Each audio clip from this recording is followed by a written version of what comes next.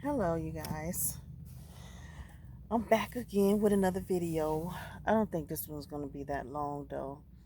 I just want to tell you guys that for people that's living in their car and for people that not living in a car but they're homeless, this lifestyle can get very lonely sometimes. Um, I know there's times in the beginning I was very lonely because I used to talk to family, co-workers, friends.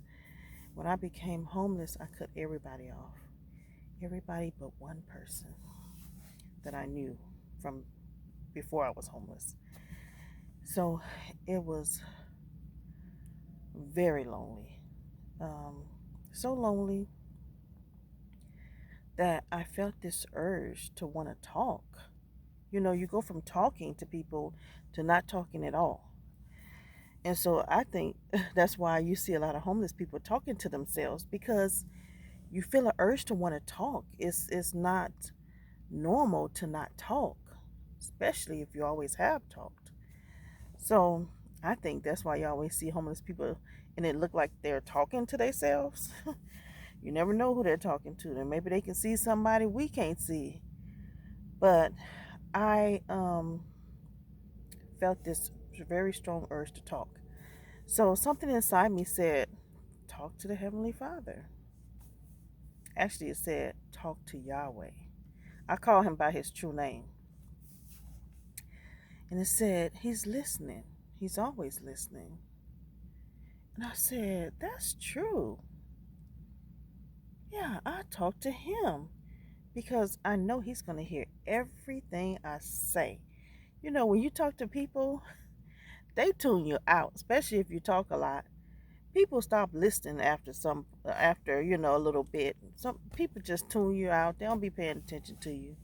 You be fall asleep on you and stuff. If you're on the phone with them, if you're talking to them, they be thinking about the next thing they gonna say. Especially if you're talking to a friend that talks a lot, they do not listen to you. Believe me, when you do manage to get a word in edgewise, you can see them thinking about the thing they finna say next. So you know they ain't paying attention to you. So, um, I said, yeah, I'm gonna do that. I'm gonna talk to Yahweh. So I started talking to Yahweh. I would talk to Yahweh like he is a friend, like just like how I talk to a friend. If I saw somebody that rolled their eyes at me or that did something that was out of line or said something out of line, I would be like, Yahweh, did you see what she did? I would talk to him like he was my friend, my buddy, you know, and it helped a lot because I felt I had always had like a speech problem. Um, I was like nervous a lot, timid, and sometimes people would say things to me out of line, and I wouldn't have a comeback until like hours later. I'd be thinking about all the things I could have said to them. I'd be like, dang it, I wish I had said this. I wish I had said that. And I used to get so sick of that because it would always come to me later.